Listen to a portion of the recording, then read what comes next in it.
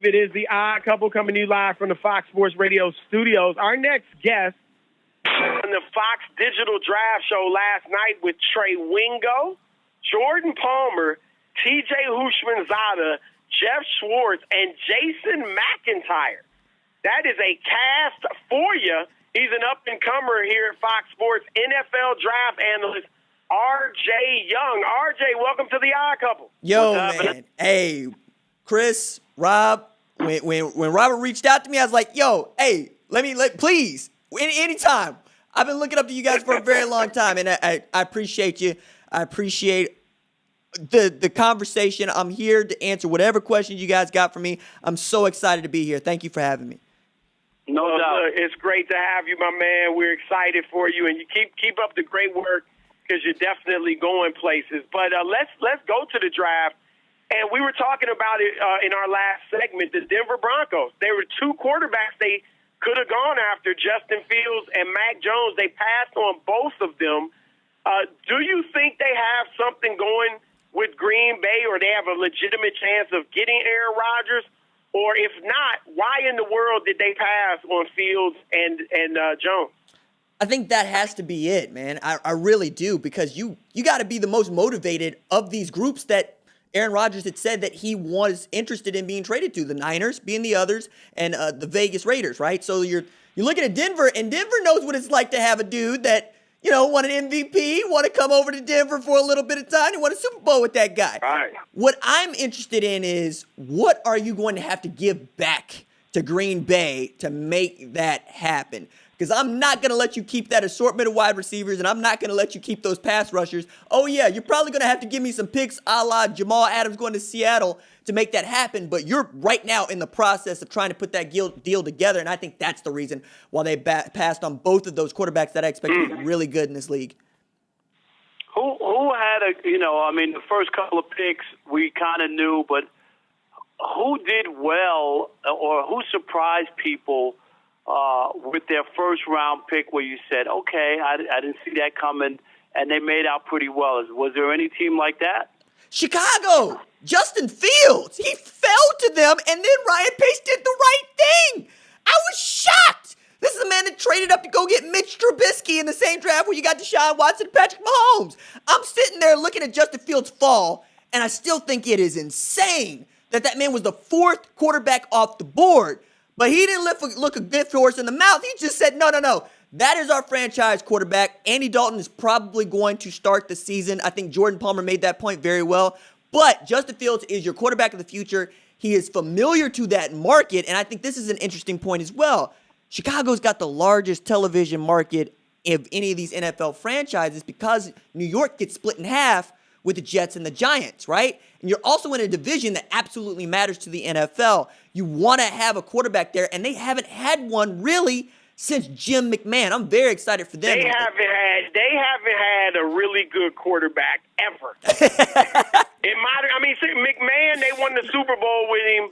That was the defense. That was Walter Payton. Yeah, but McMahon had a decent year for him. Cutler was okay. Cutler was a good quarterback. He had his issues, but he was pretty good. But they haven't had a great quarterback. I can't remember a great quarterback being there. I feel like... But I hear you. So let me ask you this, RJ. You said you think Jones, and obviously you like Fields, you think Jones will also be successful.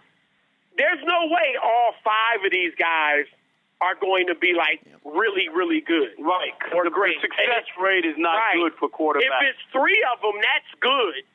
So if you had to pick two of these guys, two of these five that you think will be busts or won't be long-term franchise quarterbacks, who would it be out of the top five? I'm going to go with the guys that got the least number of starts, right? Because when I talk to quarterbacks coaches and I talk to quarterback trainers, they tell me the thing that matters most, did you play a lot of football as the starting quarterback? Because that's the only way you're going to play a lot of football at that position, right? So you're looking at guys like Trey Lance. You're looking at guys like Mac Jones. The thing about Fields is he kind of fits into this category as well. But the reason I'm betting on him is he had everything to lose in playing last year. Not only did he want to play, he led a movement to play and then willed that team into a national championship game. And let's not forget that it's been him and Trevor Lawrence at 1 and number 2 since they were in high school, right? It's been that way for the long haul. So I think I'm looking at those guys, and I think Mac Jones and Trey Lance are the two that I might be iffy about. But the other three, I'm liable to see what this happens. Now, Trevor Lawrence is in a situation that I think he's never been in, and I don't think we talk about this enough. The Jaguars lost 15 games last year. They might go a calendar year without winning a football game, depending on how the schedule scats up this year. That kid lost all of 5 games in the past 6 years. So either they're going to change him or he's going to change them. And what we know about the NFL is it usually changes the quarterback and not the other way around. How about Atlanta? You know, there was some talk about, you know, there's a quarterback there, Matt Ryan. It didn't work out numbers-wise. Like, it would be too expensive to move off from Matt Ryan. But they wound up getting Kyle Pitts, the tight end from Florida. Did they do themselves justice, or did they need defensive players? Their defense is as bad as has as many holes as a golf course. I mean, their defense is awful. No, I mean, Rob, that's a very good point, and I think they could have gone either way here, right? Because, look, there are a lot of people that think that Kyle Pitts is the best non-quarterback in this draft, and I could see where that's coming from. But I also look at your leading sack specialist for the Falcons last year was Deion Jones at 4.5 sacks. That's not going to cut it. But if you didn't have an edge guy that high, you might not want to do that. Now, what baffles me is you were 4-12. You ain't been very good since Shanahan left, and Matt Ryan is getting long in the tooth. Justin Fields is from Kennesaw, Georgia. He's basically from Atlanta. You had another great quarterback for you right there. It could have been groomed behind this dude that has won an MVP, and they decided to pass on him.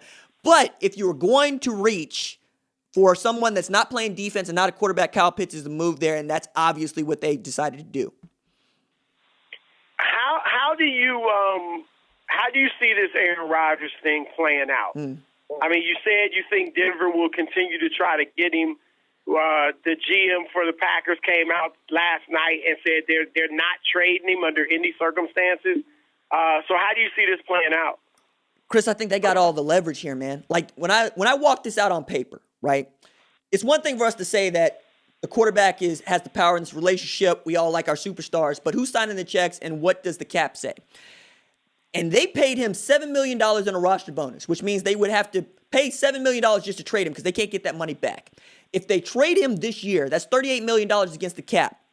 Okay? That leaves them with about $1 million of wiggle room. That's not what you want.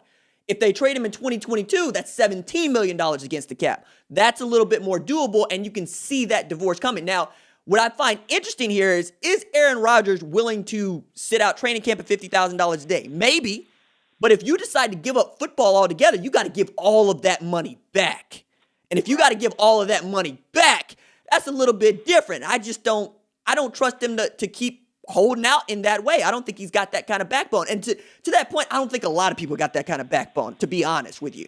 But I think Green Bay can just sit here and wait in the same way that the Texans were in a great position to sit and wait with Deshaun before all of that happened around Deshaun. I think the Green Bay can do the same thing. And you know what? If they really want to drive it home, they'll start Jordan Love, just as they want to drive home. We're not going to try to make you happy. We went and got a cornerback when they could have got a wide receiver to help him out. It's over, but they're going to say it's over on their terms.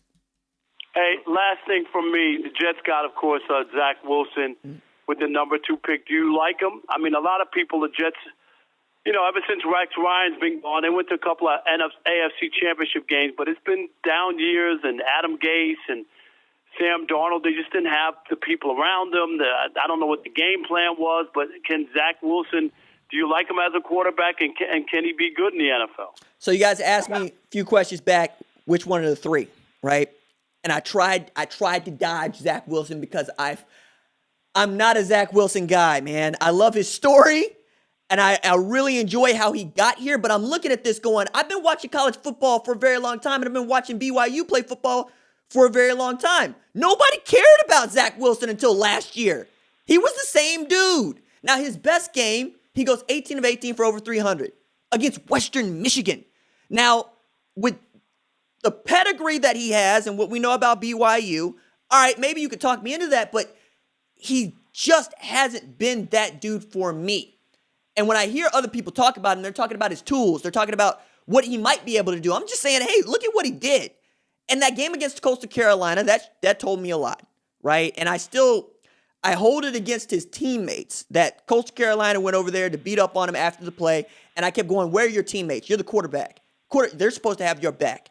And I wonder how he's going to function in that New York market because it's a little bit different than Provo, where everybody's your friend and everybody wants to see you. So I'm not in on it, but, we got a new head coach. They got a new philosophy. They're going to get him some protection. We'll see if we get him some help. We'll see if it works. Last thing, RJ, we got about a minute for your answer. Mac Jones, we talked about him a little bit, but I like the fit. I'm not going to act like I'm a quarterback guru, but I like the fit in New England. He obviously reminds everybody of Tom Brady. What's your thought on that fit? I mean, he reminds everybody of Tom Brady and that he's slow? That he uses defensive signals when the team cheats for him. Look. Accurate, smart, gets rid of the ball quick. You obviously don't like it. I don't because I think that Mac Jones is a snail moving in molasses, number one. Number two, he played with every available weapon, all right? He got sacked all of 11 times because that offensive line was so good. I'm going to need to see it, is my answer, right? And there's a reason why Tom Brady went 199, okay? Now, he turned out to be a computer up there in the brain. Now, if Mac Jones can do that, then you got something. But I'm only willing to bet on Tom Brady being able to do that because there's only been one of those guys getting 7 Super Bowl rings. That's our man, RJ Young. Great stuff, man. We'll get you on again. Thank you for the knowledge. I appreciate you guys. I really love the show, and this was a privilege for me. Thank you so much. Thank you, my man. Thank you. The knowledge, like the energy. That's Fox Sports NFL draft analyst